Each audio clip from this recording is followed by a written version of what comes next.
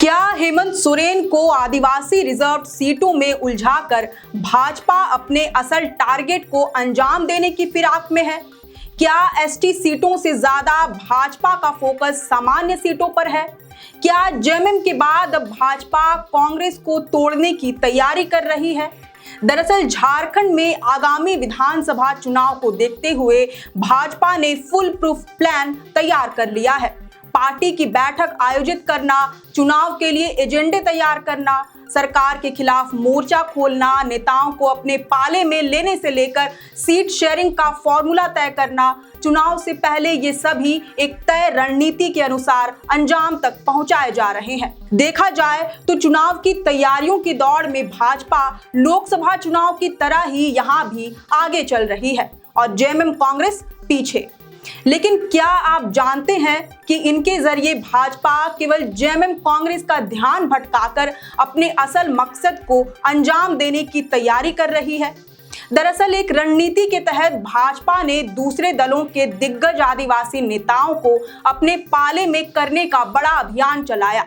इनके जरिए आदिवासी रिजर्व सीटों पर फतह हासिल करना तो भाजपा का टारगेट है ही, लेकिन इसके अलावा जेएमएम कांग्रेस को आदिवासी सीटों पर उलझाए रखना भी एक बड़ा उद्देश्य है।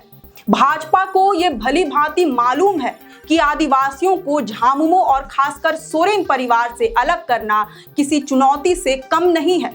इसलिए जेएमएम को ही तोड़ने का प्लान बनाकर चुनाव से पहले चंपई सोरेन और लोबिन हेम्ब्रम जैसे दो दिग्गज आदिवासी नेताओं को अपने साइड कर लिया, वो भी ऐसे बड़े नेताओं को जिन्होंने अपनी जवानी और आधा बुढ़ापा तीर कमान की राजनीति करने में लगा दी। ऐसे में जेएमएम और कांग्रेस के लिए परिस्थितियां लोकसभा चुनाव की तरह समान नहीं रह गई है, जहां गठबंधन ने पांचों आदिवासी रिजर्व सीटों पर बड़े अंतर से जीत हासिल कर ली थी।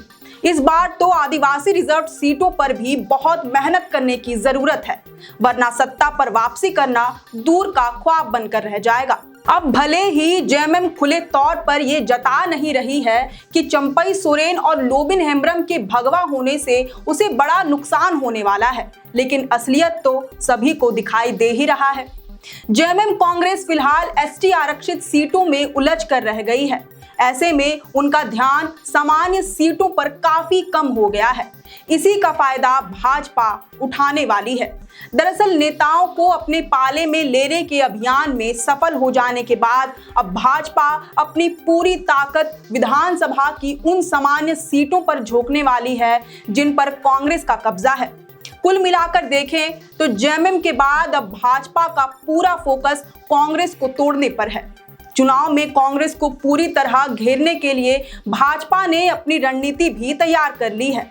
दरअसल भाजपा कांग्रेस की सीटों पर फोकस कर अपने प्रतिद्वंदियों की दो तरफा घेराबंदी करने की रणनीति पर काम कर रही है। ऐसे भी भाजपा के लिए सामान्य सीटों पर सेंधमारी करना कोई बड़ा मुश्किल का काम नहीं है, क्योंकि ज्यादातर जनरल वोटर्स भाजपा के कोर वोट बैंक माने जाते हैं।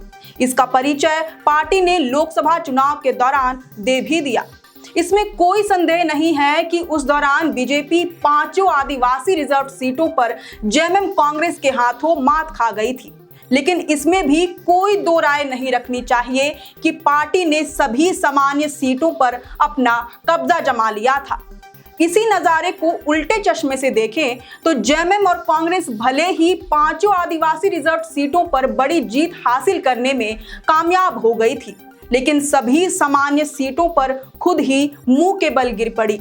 इसका सीधा असर विधानसभा चुनाव में भी देखने को मिलेगा।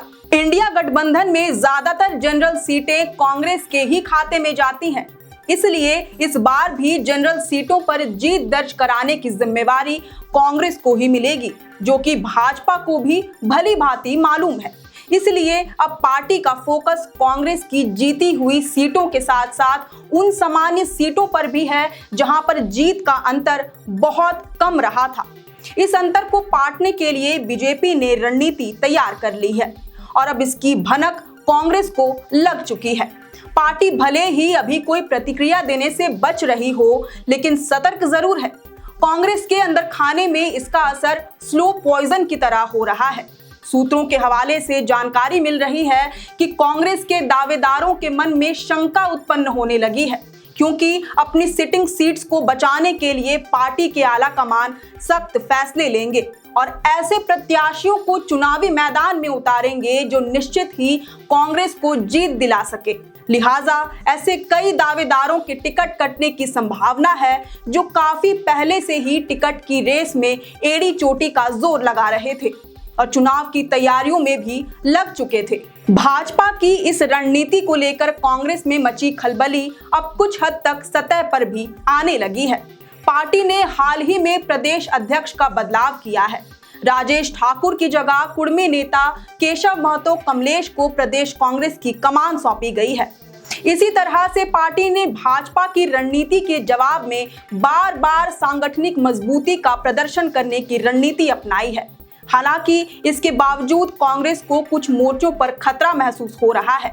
ये खतरा बाहरियों से नहीं बल्कि अपने लोगों से है।